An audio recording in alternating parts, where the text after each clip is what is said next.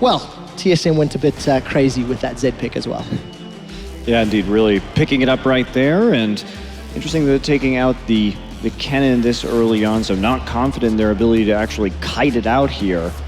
And Maokai eliminated from Aluka as well. Are they going to take another tank out of the pool, or are they going to challenge Spirit? The Ezreal a bit weird as well, considering that was mostly Ninja's pick on WE. Yeah. Well, Aluka says, Spirit, you're not getting job, and it actually fans it out from World Elite. Interesting, because Diamond plays Rek'Sai, plays Nidalee, showed he played Lee Sin earlier. I'm not sure I like that Jarvan ban. Yeah.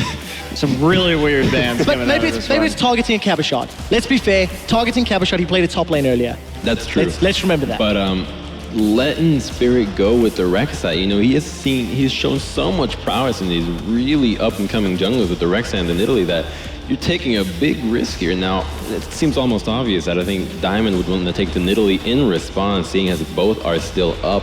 But the Nidalee against the Rek'Sai matchup is still not the best one in terms of a 2v2 in the top lane, which, you know, may be leading to think that perhaps they don't want to focus the top lane in terms of a 2v2 scenario and just want to leave Cabashard to go into 1v1 and punish Luka that way. And if they take that Morgana top, well, we know that can be an ambiguous pick and the Nidalee locked in right from the get-go. Yeah, for Gambit, though, it is traditionally for Cabashard in the top lane. Eddie has played Morgana in the past, but again, not really his style of champion. And Cabashard was one of the first in Europe to use it successfully. So a little bit of a flex in there. However, I do expect that to be for Cabashard. We'll have to see. We do have a Jax hover right now, but I think the Janna are going to be the safer bet here. And will we see Xia go with that Diana one more time? Again, a little bit of a blind pick right there. Could be pretty risky to lock that one in so early. It's very strange that we're seeing this really big emphasis on Diana from WE. I mean, World Elite must have been screaming SK and they must have been first picking Diana every single time because, you know, especially this odd combination of going with the Diana and the Janna. Diana, a champion that wants to get into the backline, and Morgana, one that doesn't allow that.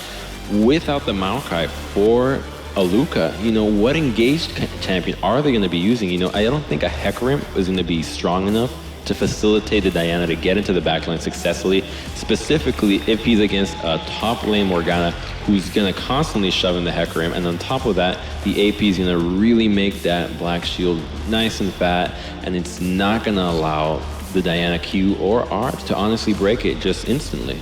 We'll have to find out how World Elite decide to round out their team composition.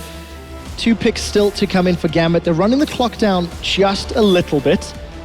Betsy, known for playing as assassins. LeBlanc still up, Ari still up if he wants to go for the comfort route. Pinoy locking in Graves. He used Graves to take down Counter Logic Gaming December of last year at IEM Cologne. Crepo actually coined killing double lift with collateral damage, going Pinoy. So we'll see whether or not. That's it. You know, we have a lot of plays in League of Legends, whether it's the insect, but now it's killing specific players with specific abilities. Correct. It was very clear because Pinoy did actually, you know what, he stepped up. He surprised a lot of people and he had a phenomenal series of games. Unfortunately, wasn't able to replicate it as much throughout the year, but comfort pick locked in, and then Betsy going back to the Twisted Fate as well. As we suspected, the Hecarim hover makes me think that they're actually going to go through with it just because it would really hurt the lineup of Gambit because they've chosen to go with the Twisted Fate. Now, TF being highly immobile and a champion that could find it difficult to gank the Hecarim, especially with the Morgana, because you find yourself now in a situation having triple AP threats if you commit to the Morgana in the top lane. And, you know, I don't want to see the Morgana be going top lane. Now, unfortunately, what's going to happen is playing against the Sivir Janna lane, you may find yourself struggling, seeing as how they struggled into the COG Nami lane before they came online at level 6. I wouldn't be surprised if the World Elite bottom lane would be able to push in the Gambit bottom lane. I'd much rather see a split push threat here. Keep in mind, Cabashard could pull a surprise pick and lock in a top lane champion, put that Morgana into support. 20 seconds left before they lock it in. World Elite have definitely got a run you down team composition together. A very heavy engage composition all around. So WE, I mean, if they can get that proper engage off, then they may be able to make something work right here. Of course, Gambit is a little more immobile in what they're running at the given time, and that's going to be a Thresh lock. And I gotta say, I much prefer the World Elite draft here, specifically just because the Nidalee, like, I feel like the Gambit lineup could really use a tank, and I feel like with the Morgana, you're not making the best of one of your biggest mismatches in this game. Kavashar is known to be a great top laner, and Luka not so much. You're putting him on a Morgana who just doesn't have as much kill pressure as an Aurelia, as perhaps a Jax almost. And, it's a little disheartening to see that they're not sticking to their strength. Yeah, and we do see the TP coming again in the mid lane, and that's going to be pushed in early. I mean, TF is able to clear those waves really fast in the early game. It may be quite a big issue. Yeah, risky draft coming in here for Gambit. We'll see if they can pull it off right after this.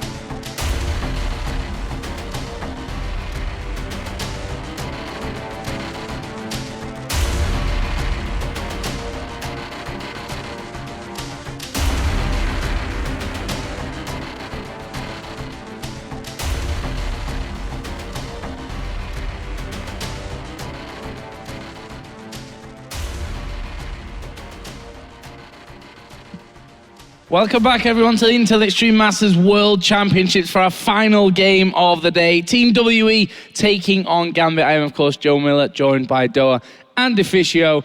What do we think to the lineups here in this one? We were just discussing that the WE team may be very much all in, except the Janna pick, which doesn't maybe fit to that. No, that's very true. Janna doesn't really fit with the comp. Annie Leona would have made sense. Annie, of course, was banned away in this case here. It's not like Janna is a bad pick, however, even in a very hard engaged composition. Will add some protection, at least, from your backline. But it's a very standard Gambit composition, honestly. A lot of skirmish potential. You can make some aggressive plays on every single champion here. We know Eddie loves to play the Thresh. And also you have some AoE wombo in the team fight, which they like to use. Once they create one pick or get an advantage before Dragon, they just wombo together and destroy you. Turn up. Well, here we go, guys. Welcome for the last time tonight to Summoner's Rift. WE versus Gambit Gaming. Loser goes home. Winner moves on to day 2 here at the Intel Extreme Masters World Championships. And we've seen some interesting picks over the course of the day, haven't we? A couple TFs now, a couple Dianas, some little bit unorthodox stuff. Yeah, and teleport in the mid lane again for World Elite here. I like it more against the Twisted Fate because he doesn't have the same kill pressure as a Zed will have in the one-on-one lane, and now it allows you to follow Betsy around at least one of the times where he's ulting away, so it does make a bit more sense here. Still, when you run double teleport, you really need good communication and synergy as a team. And this is 2 new players, 2 Koreans, 3 Chinese guys. It's going to be tough pulling off proper teleports in this game. Yeah, very true. And they're going to be doing it twice as much, potentially. I think the toughest thing in this game for me is going to be pronouncing WE's mid and support players' names. Give it a go, Doa. Come on. Yeah. Okay, all right. I talked to our translator, Rachel, and she was trying to help me.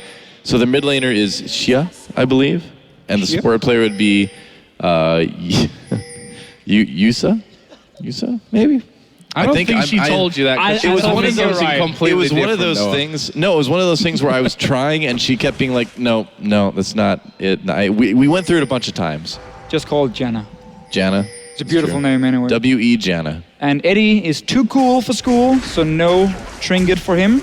Yeah. On this Thresh here, not really sure why he didn't notice, or his teammates didn't notice. On the positive side, no boots either. That's true. That is true. Yep.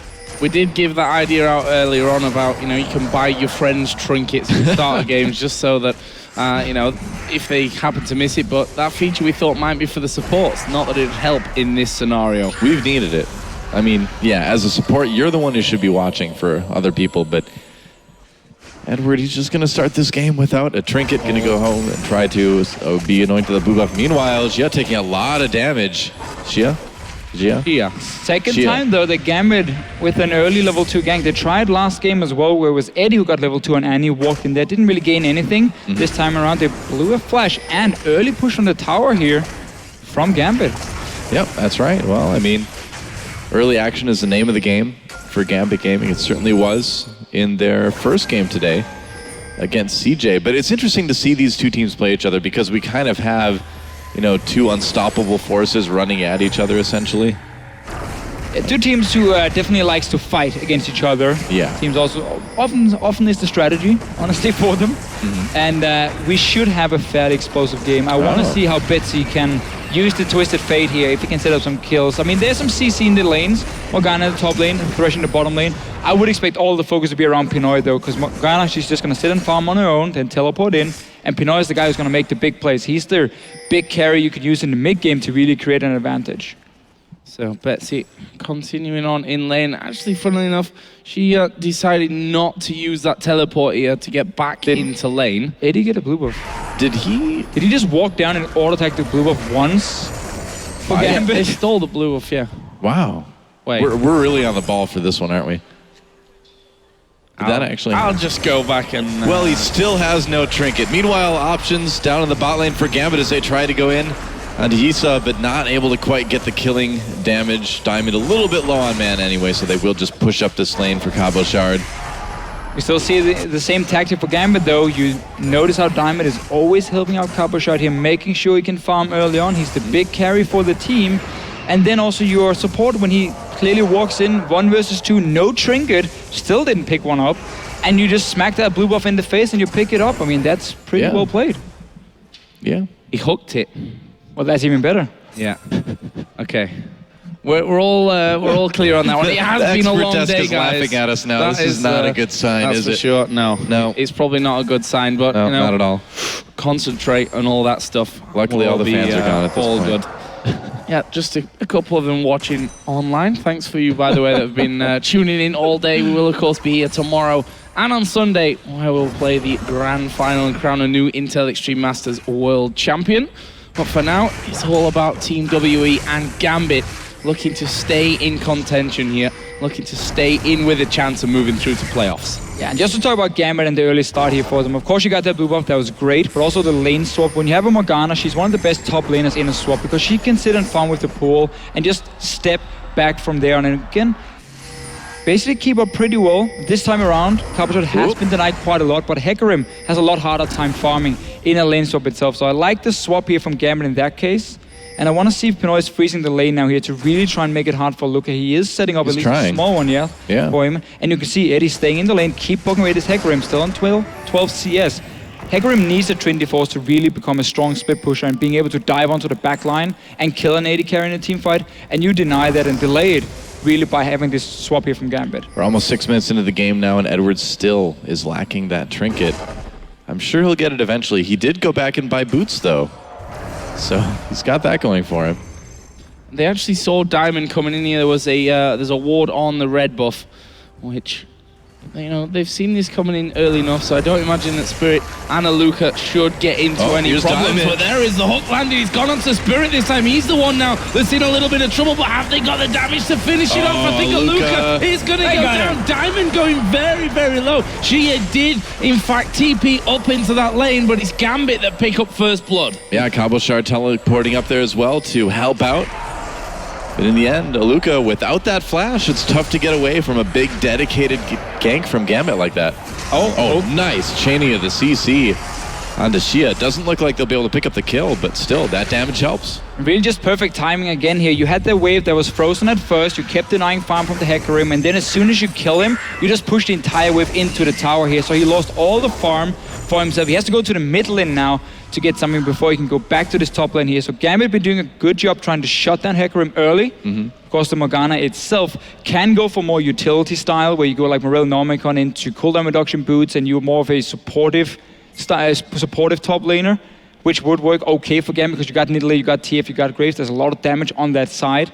But normally when we see Cabochard play, he wants to be the carry. So he's going for like a nuke build of like Death Cabin to Void Staff and really no cooldown reduction. Of course, the Hourglass as well, and just as much burst damage as possible. You know what? Edward has a trinket. He skipped the ward altogether, just went right for that sweeping lens at 7 minutes. And he wants another blue buff. That's right. Well, he hooked the first one to steal that one away. Let's see what he does this time around. The blue pulled out here, and Spirit's going to try and keep within sight of that one, but doesn't currently have sight of it, which might be a little bit of an issue for him. Diamond on top of that one. Who's going to get it? They do manage to dive in there, but the damage is going towards Eddie. He gets knocked up as well with a Howling Gale, and they manage to pick up that kill. The blue buff, I think he actually went onto Shia there. Yeah, it did. He got it when he came in. That's right. We kept an eye on that blue buff. Oh. Meanwhile, actually, Pinoy just gets the easy kill onto Aluka, apparently. Pretty standard Pinoy play, honestly, getting random kills out of nowhere, but Gambit, their setup here was Eddie walking in with Diamond trying to take that blue buff, and Betsy came in really late with his ulti, and Pinoy wasn't moving from the top lane as well, so they were kind of just splitting up and seeing if they could steal it, and that's why World Elite could collapse onto them and at least get a kill as well for it, but then Pinoy making 1-1. Let's see. Let's check this out. Luka just walking into the tri-brush. He's one of the few AD carries who's going to dash over the wall and just walk into the tri-brush on his own and be like, okay, what's the top laner? Smack, you're dead. Yep. Well, certainly caught him out, and that's what he was looking to do there as Spirit just helping cover off this top lane, but Luka is back after his second death of the game. Not the workings of his phage, but nothing concrete at this point, as Edward continues to get a couple of deeper wards down inside of the enemy jungle. I've got a feeling it's going to be a long time before Aluka's able to get his Trinity Force this game. Yeah. It's been pretty slow going so far. Yeah, that's, again, there's the whole tactic for Gambit with the lane swap here. Deny that Trinity Force early on at least. And we see Cabochard on his side. He's going to go for more supportive style. He will get Morel Nomicon for himself on Morgana. So, cooldown reduction, more black shields, more bindings. That's the setup for the rest of the carries now to make the plays. Yep, WE picking up their first dragon. First dragon of the game as well. And really utilizing that Rek'Sai ultimate nicely there, knowing that there's no pressure on that bottom side and you just ulti over there, and pretty much a freebie actually for Team WE. Actually leaves the gold at about 400-500 difference. Spirit gets his red, and Betsy continues to farm up a bit of a storm in that mid lane. There is the first turret of the game going down, though. It goes in favor of Team WE. Mystic doing a fantastic job in that 1v1 against Cabochard. Actually, most of the damage, I think, came in when Cabochard 2P'd up to that top lane and just left Mystic completely free. Pinoy and Edward might be able to get a turret back here for Gambit, though. And it was the focus we talked about earlier, or before the game even started. It's going to be about Pinoy here on this Graves. When you get a BF sword, it's a fantastic early spike for you. You're one of the strongest AD carries, and that's why Cabochard can teleport to that top lane as well. Make sure they got the kill before from that little gank we had, and that's also why they're happy enough sacrificing or trading, we can say, tower for tower, as long as Pinoy has had a good start to the game on this Graves. He denied a lot of CS and XP from Aluka right there as well, letting the turret kill every last minion in that wave before finally finishing it off. And so far, would it be wrong for me to say that Gambit's team fighting has been, it's been looking a little bit disjointed. It hasn't looked like everyone's kind of on the same page at this point. At least it was a bit of a misunderstanding around that blue buff, where two guys went in and two guys kind of stayed in the lane and joined a little bit too late. But 2-on-2 lanes now on the top side. Spirit is up here. He wants to be part of something. Maybe we could just push it in and reset the whole thing. As Pinoy is still looking good on Graves into the Sivir. You really don't want to take any trades against the Graves with BF and pickaxe this early on. Cabochard actually has pushed his bottom lane back out. Luka catching that one nicely. It's Edward and Diamond here waiting for a catch. And, well, he will just get a face full of Boomerang.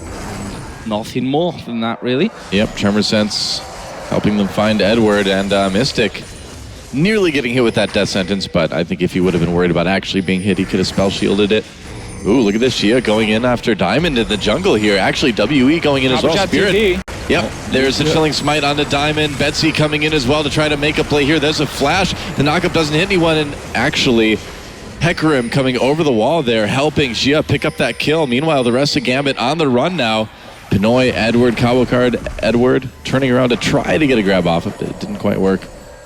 Again, for Gambit though here, the way they're trying to set up their fights, they don't really respect how many players from World Elite can be up here. We saw the Severe Janna on the top side of the map. We know there's a teleport from Hecarim, obviously, to join the fight. And Betty came in, used his combo, and was basically out of mana. Now, nice little hook. Oh, that's a good Monsoon back though, and actually the knock up there onto Pinoy, they can't quite finish off Yuja, and that will be Mystic keeping them at arm's length as well. Pinoy getting dangerously close from that one. Question now is, what do they do on this top side? Can they hold on to this turret? Spirit is going to come around. They're going to go for Edward. He's out of turret range. Pinoy also being attacked here. That's a great Howling Gale. And Mystic will pick up the kill to put WE ahead on kills. And they should be getting turret number 2 as well. Spirit did a good job of just kind of scaring Edward away and allowing them to make a very, very easy dive onto Pinoy. And so far, WE seems to be in pretty firm control of this game overall. A good setup. They got a few D-wards down from the last fight, and TF ulti was gone. TP from Morgana was gone as well. So as soon as they got to that top lane, they knew there was no help for Gambit. And just an easy pickup for them. And Luca was there. Spirit, obviously, from the jungle as well. And honestly, Gambit has been punished for taking some fairly greedy fights or trades for certain objectives. And that's why World Elite is currently hitting gold. Yeah. Albeit 1,500, I mean, certainly nothing to sniff at, just 13.5 minutes into this game.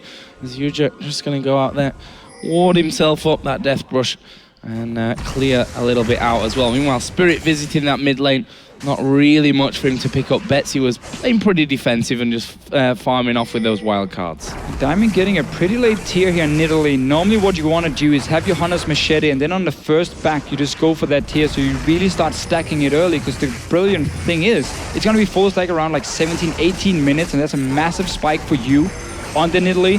But he went back first. He got Skirmisher Saber, which is different on Italy, I think it's safe to say. And it's a thing Diamond likes to do. We need to see if he can find some one-on-one duels against the likes of Spirit. But then also he got the magazine chant before getting tier, so it's only on 50 mana at this point. It's gonna be pretty late to stagger up, but now he might be in Diamond trouble. in big trouble. Shia coming in as well. Betsy able to get that gold card off to take the pressure off of Diamond. But WE just able to walk into that jungle kind of at will. You see a lot of magic resist already on Diana here in this mid lane. We're against Morgana, Nidalee, TF. A lot of magic damage. Only Pinoy is gonna provide any kind of physical. And that's why he can go for this early on, and why we see Diana so much here at IEM. She really synergizes well with the current items. And Eddie, yeah, he's going to be in trouble. Yeah. He's going to fall down straight away. And actually, Pinoy off to the side. He does have Diamond there to help him. The spear will land on Shia, and there is Kabashard coming in. He's actually going to be out of range in the end. The Monsoon will knock them back, and Mystic goes onto the killing spree. He'll be picked up by Diamond, but Shia really doing a good job of cleaning up. But he's pulled into tower range there. Has to flash away. There's the slow on to Yuja. Pinoy comes in as well, and 3 men for WE left super low after that one. Yeah, but a successful team fight at the end of the day. They got a little bit of damage done on that tier 2 as well. And Gambit still being kind of shoved around the map right now a little bit. It's getting quite worrisome at this point. Yeah, tough for him to get into this fight here. They came for like every flank. Betsy came down from the bottom. Let's see, tower goes down, Eddie gets caught out and dies early on. And this Diana pick, we just mentioned how tanky she is with this early magic resist. So good ulti from Kabashard at first, forcing World Elite to back away. But notice here, Betsy coming with no mana at this point. He has a blue buff, but no real mana else to do anything. And it's just Gambit coming from multiple sides, not really finding the right targets for them. And in the end, have to give up quite a few kills and a mid tower. Yeah, that's true. Dragon is up. And we'll see if possibly WE can pick up their second one of the game right now. They've increased their gold lead to about 3K, which isn't bad at all. Spirit just kind of biding his time. He's been there for a lot of kills this game. Well, technically half of them. 50%, I suppose. That is a half in some circles. If he gets one more, then I can say most, at least. That Dragon here being pink warded out nicely by WE. There is still a ward inside of the Death Brush, which they've not currently scanned and don't actually have any available for that, and no more pink wards left over, so we'll see what Gambit do. It looks like they might just be giving this one up here. WE already starting it off pinging onto Cabochard in that mid lane. So WE going to get Dragon number 2 of the game. Gambit nowhere in sight. Yeah, way too many wards being placed already by World Elite. Nice setup here, and of course when you run the likes of Hecarim, Diana, Severe ulti, if Gambit tries to come in and they can't really see what's going on, that's a very easy engage for World Elite to just dive onto Gambit there and win the team fight. So they made the right decision in backing away from this Dragon, but still a problem because now World Elite sitting on 2 dragons, 17 minutes in there, hitting gold. They got 3 towers to 1 as well. They've been doing really well in the early game and really punishing Gambit for the plays they've made. Yeah, so where do they go from here? I want to ask you. I mean, because they've got the entire outer ring of turrets down. Their siege is not the best, obviously, with this composition. Pretty so terrible. do you just kind of, So do you just kind of play it safe until the next dragon, or do you try to... How do you try to push this lead? Well, the thing is, you have double teleport, so you can split push 2 lanes at one, and you also have the Spirit with his ulti. Yeah, and he's trying to make something happen. Unfortunately, he's getting taken out very quick. Diamond actually helping Cabochard get that kill. Meanwhile, Betsy gets a little bit low in the mid lane. That was an interesting decision by Spirit to ult up there. Not sure what he was planning on doing, though. Put it that way. Look at already backed away, didn't use his ulti or anything. Yeah. Meaning Gambit can now start pushing in, but I mean, you got double teleport on World Elite, you got a global ulti as well, so you can really spread out this map here very easily for them, and Sivir just sitting in the mid lane providing the wave clear, and we have seen how strong Diana is in one-on-ones. You won't beat her with anything on the side of Gambit here. We know Hecarim is going to become a fantastic split pusher, so they don't need to siege on the side of World Elite because they don't have the comp to do it. Instead, split push, use your teleport from the Diana, from the obviously the Hecarim to create like a numbers advantage in one of the lanes later on. Not like Spirit though, where you jump in and your top lane is already running away. And the problem is for Aluka there that, you know, if you look down, he's picked himself up the home guards obviously to help with those TPs when he comes in, try and get something working with them, but not going directly for a Trinity Force, which, you know, we were saying earlier on, going to be delayed a bit because of the terrible start. I don't want to call it terrible, but he died a couple of times, didn't get much fun. Wasn't a good start for him either way, but he's still way off getting that Trinity Force. We've seen this a couple times in Korea and in other regions too, where they do get that early home guard, and the idea is that when you hit those objectives, when you find those team fight opportunities, you can get in there really fast with Hecarim. So it's a trade a lot of Hecarims have been wanting to make.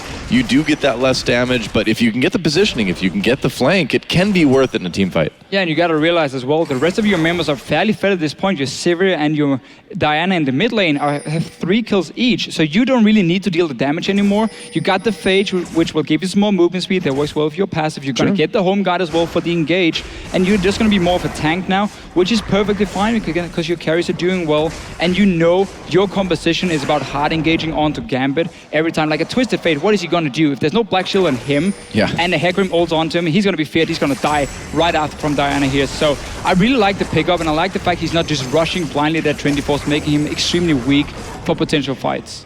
True enough, Gambit manages to grab their own blue buff. Baron entering the map, but probably won't see any action for a while yet, of course. And WE, you know, we talked about what they can do to get ahead. They've been just kind of doing that. They've been sort of maintaining their lanes, finding fights when they can. You know, sometimes Spirit goes in and dies, but aside from that, it hasn't been bad. No, and you can see how they're splitting up in 1-3-1. Hecarim is down now farming the Wolf camp, but he was just in the top lane beforehand. You got the double teleport ready. Even Spirit can join whatever lane he wants to. No tunnel, however, on the top side of the map for him at the moment. But no, just split it up here. Don't allow Gambit to sit with the Twisted Fate in mid lane, just wave clear all the time. And also, if TF ever tries to gank a lane, you can very quickly join in with 2 or 3 guys because of your globals, meaning Betsy doesn't really have anywhere to go unless Gambit creates a big numbers advantage in one of the lanes, but that opens up World Elite to just push elsewhere, because if you see 5 guys from Gambit suddenly ganking the bottom lane, well, you just push mid or top lane and you trade that for a tower. And they've outdone them here, to be honest, with positioning as well. A lot quicker to get down that bottom side. Hook did actually land there onto Mystic, but he spell shielded up just in time, and that tore it down to half HP. And this is what happens when you control all 3 lanes and you push them up to the tier 2 towers, because it allows you to simply walk into the enemy jungle. You know they're not going to be sitting there because you can see them defend at the tower, so you get full information, you get the deep wards to spot if there's any flanks coming in, and it just allows you to quickly move between the lanes because you can go through the jungle, where Gambit has to run all the way around through their own inhibitors possibly, and then down to the tier 2 tower. So you'll always get a few hits, especially with the likes of Sivir, to really fast push the lanes as well and just go in there. So I like the way they're playing it, not allowing Gambit to wave clear and just keep putting pressure on every single lane. Yeah. Well, some pings going down near Baron. WE thinking about adding some vision now to the pit to just get a little bit ready for that, maybe in a few minutes. Dragon, of course, up in less than a minute as well, too. So this is kind of what WE has been waiting for. And this is kind of becoming a crucial moment for Gambit, I feel like. They can't really give up too many more objectives. This Dragon, even though it would only be the third for Gambit, is starting to get a bit scary as well. So I think if Gambit's going to try to fight something, would you agree this is maybe kind of the best time to try it? Whoa, Betsy getting very low in the meantime. At least for Gambit, I mean, what they have to do here is try and keep wards in their own jungle so they can spot the quick rotations coming and try and defend their towers while you wait for key items. You need Hourglass for Carbo Shot first of all if you want to fight. You got it for Betsy now as well, so now he can engage in. So those two items have just been completed. That opens up for Gambit to take a potential 5-on-5 team fight, but only if they have enough vision to start the fight itself and not just risk running down in a choke point against a Hecarim ulti and a Diana jumping in and then suddenly you're just dead. That's a good point. Oh, they know that these guys are here. There is the Destiny going to be popped. They're going to come in on top of Shia. He actually will flash that one. Will use an early Zhonya's, and that means that Eddie misses the hook. Shia will turn things around. Can he take Betsy down? No, he can't. All five of Gambit collapsing on top of him. And look at the mid lane. Almost took Betsy, but the push is real there. We have Mystic pushing up, and that tower is going to take heavy damage. Heavy damage. The teleport being used by Carbo Shot to try and defend it. Yeah. 3 guys from World Elite. Wild Spirit is taking Dragon. Well, WE manages to take that turret. They take the Dragon, and if you look at the summoners and the ults used by Gambit in that kill, they use basically everything. Everything, and all 5 members. So Dragon gone, mid tower as well. Boy. Oh, Diamond. Yeah. Well, That's a few critical hits right running into there. Mystic there, who's got himself Phantom Dancer Infinity Edge. Yeah. Probably not going to be able to escape, even though you've got your pounds. And that will be kill number 7 on the board. The 4th, actually, for Mystic. Funnily enough, it's the 2 new guys into the WE team for this tournament that are currently moving out ahead with the kills. 4-1-1 on Mystic, 3-1-1 on Shia, and now they're moving down towards what would be turret number 5 if they can finish it off, which they will do here. And Eddie needs to back away. I'm not sure why he's going to stay. Wow, well, Luca just using the ult there to make sure that they can pick up that kill on Edward. Gold card loaded up by Betsy, but they're not going to get close enough to really use it. And WE is starting to look a bit like a steamroller here, just slowly grinding the life out of Gambit Gaming. Just playing it so well, honestly. Yeah. Using all these globals they have. We saw how many guys Gambit needs to invest into killing one person because they know there's the risk of Spirit coming up there or the teleport from either Hecarim or Diana as well to join in. So you can't just go 2v1. That's not going to work for you. And really, it's so tough. Gambit, honestly, gonna have to sit back, ward up their own jungle, and try and create a pick in there. If they see someone from World Elite walking on their own, then you quickly collapse. You got the stun from a TF, you got the binding from Morgana, so you can lock down a target, get a quick kill where you don't have to move too far away from your lanes, because then suddenly we're gonna see the same pushes before from World Elite, where they just go on the opposite side of the map and take a tower from you.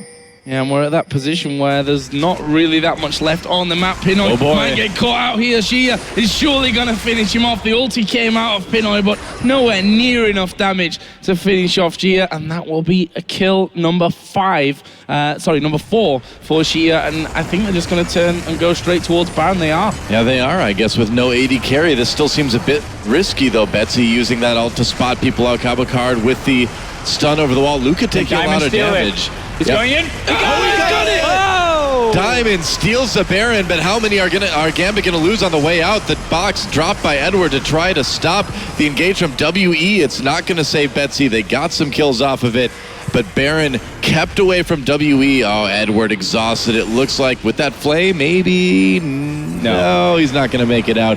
So Baron denied to WE, but they lost people on the way out. We'll see if WE is able to take any objectives off this. This is the best Diamond could have done there. Yeah. Got the steal. Sadly for him, the rest of Gambit was staying nearby. I think Eddie was trying to throw him a lantern, see if he could like jump in, steal it, take the lantern out, but simply meant the World Elite with so much mobility when you have severe Hecarim. I mean, you're going to catch people left and right here if they're getting caught out. So. Oh, Pinoy getting knocked up here as well. This could be really bad for him. There's the ulti in, but actually getting away with that one. That was the fastest Hecarim retreat I've ever seen, actually. Yeah, the horse was not that amazing. Nope. This time around. Look at that horse. That horse is not amazing. All right, so let's see. Diamond goes in for the steal. It's a 50-50, I guess, for him with the black shield already. I want to see if Eddie was there with the lantern. Yeah, there you go. Lantern. So that was the setup. Yeah. But then because Betsy and Copper Shot is there as well, and we just talked about Sivir ulti, Hecarim, everything, you will not be able to run away from this comp, and that's why they end up dying, despite getting that Baron. Yep. So where does that leave us then? 46 to, let's call it 40,000 gold in favor of WE. 12-5 up in kills, 6-1 in turrets though. That's what's really costing Gambit a lot here. We'll see how moving forward they can do anything about this with a ridiculously fed Diana and Sivir. Certainly going to be hard. As we've seen, they can just charge at you from every angle.